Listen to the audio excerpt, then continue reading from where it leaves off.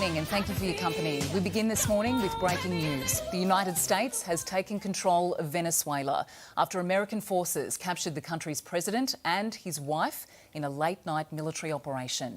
Nicolás Maduro is right now being taken to New York on drug charges, and Donald Trump has the South American nation's oil industry in his sights. As we go to air, these are live pictures outside the White House where protesters are gathering right now as they are in opposition of that operation.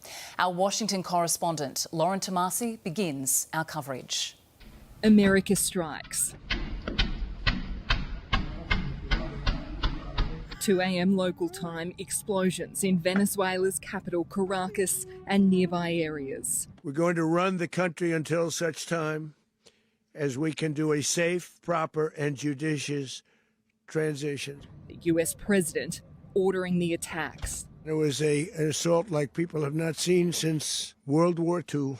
Donald Trump keeping a close eye on the operation from his Mar-a-Lago estate in Florida. I mean, I watched it literally like I was watching a television show. And stunningly revealing Venezuela's dictator, Nicolás Maduro, had been captured by an elite army strike team known as Delta Force. He was trying to get to a safe place, which wasn't safe because we would have had the door blown up. With Maduro gone, there was a state of emergency declared as the world watched. What I can say is that the UK was not involved in any way in this operation. No statement from Maduro, but state television read one from the government. República Bolivariana de Venezuela. The US strikes branded as very serious, grave military aggression, and ordinary citizens were called up to protect the nation. Venezuela's government said the objective of this attack is none other than to Venezuela strategic resources. In other words, oil. We're going to have our very large United States oil companies, the biggest anywhere in the world, go in, spend billions of dollars, fix the badly broken infrastructure, the oil infrastructure, and start making money for the country. Hours earlier, Maduro had suggested he was open to talks with the Trump administration. There have been months of tensions. He doesn't want to around with the United States. Strikes on boats suspected of trafficking drugs from Venezuela towards America, and as American military might built up in the Caribbean, Maduro was defiant. Not war, not war. Then came seizures of oil tankers. Nicolás Maduro had multiple opportunities to avoid this. Now, Maduro and his wife on a US battleship en route to New York City, where the Justice Department has filed an indictment. He's facing charges including narco-terrorism and cocaine importation conspiracy. Maduro and his wife will soon face the full might of American justice and stand trial on American soil. OK, let's go live now to our US correspondent Reid Butler, who joins us from LA. Reid, there are obviously still so many questions this morning, so what happens now?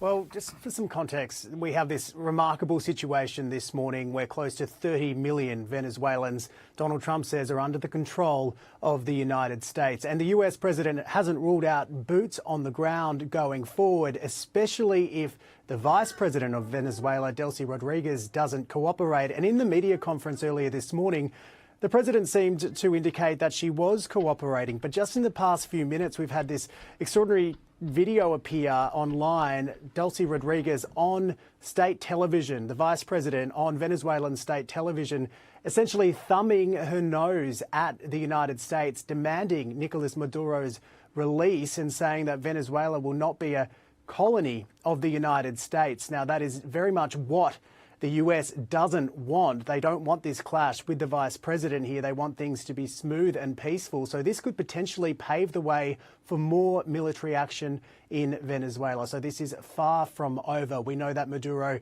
is on his way to New York City. We know on the battleship it will stop at Guantanamo Bay. That is the reporting. And then Maduro will be taken to the east coast of the United States via plane. So we will be watching that very closely. We are hearing responses from the region, other presidents in the area, including the president of Colombia. He released a statement on X which read, in part, the Colombian government rejects any unilateral military action that could worsen the situation or endanger the civilian population.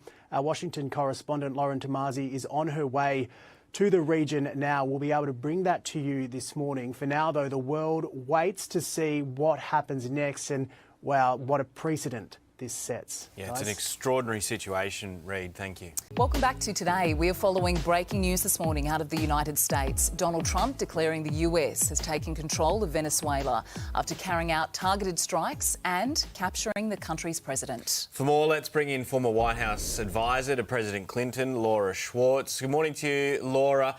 Geez, these are extraordinary developments. What's your reaction to what's happened?